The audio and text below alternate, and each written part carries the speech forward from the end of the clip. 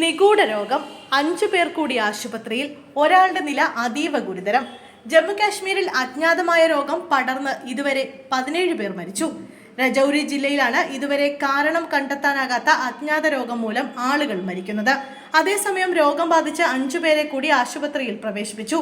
ആശുപത്രിയിൽ പ്രവേശിപ്പിച്ചവരിൽ 25-കാരനായ അജാസ് ഖാൻ ഗുരുതരാവസ്ഥയിലാണ്. CHSയിലായിരുന്ന അജാസിനെ പുലർച്ചെ 1:35 PGI ചണ്ഡീഗഡിലേക്ക് refer ചെയ്തു. എന്തസുഖമാണ് ബാധിച്ചിരിക്കുന്നതെന്ന് കണ്ടെത്താൻ ഇതുവരെ കഴിഞ്ഞിട്ടില്ല. കൂടുതൽ ആളുകൾക്ക് അസുഖം ഉണ്ടാകുന്നതിനാൽ രജൌരി അധികൃതർ ബുധനാഴ്ച ബാദൽ ഗ്രാമത്തെ കണ്ടെയ്ൻമെന്റ് സോണായി പ്രഖ്യാപിച്ചു. പ്രദേശത്തെ എല്ലാ ഒത്തുചേരലുകളും നിരോധിച്ചു. ഡിസംബർ മുതൽ 3 കുടുംബങ്ങളിലെ കുട്ടികൾ ഉൾപ്പെടെ 17 അംഗങ്ങൾ നിഗൂഢ രോഗത്തിന് കീഴടങ്ങി മരിച്ചിരുന്നു.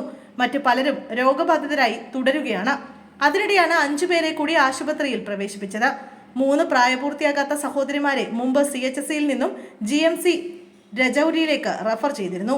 ആർമി ഹെലികോപ്റ്ററിലാണ് ഇവരെ ജമ്മുവിലേക്ക് മാറ്റിയത്.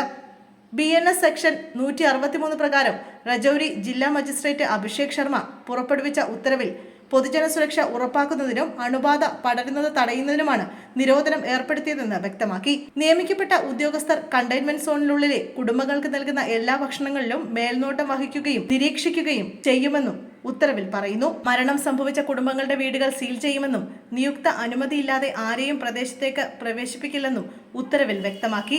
കുടുംബങ്ങളിലെ വ്യക്തികളെയും അവരുമായി അടുത്ത ബന്ധം പുലർത്തുന്നവരെയും തുടർച്ചയായ ആരോഗ്യ നിരീക്ഷണത്തിനായി ഉടൻ തന്നെ GMC രജൌരിയിലേക്ക് മാറ്റണമെന്നും ഉത്തരവിൽ പറയുന്നു.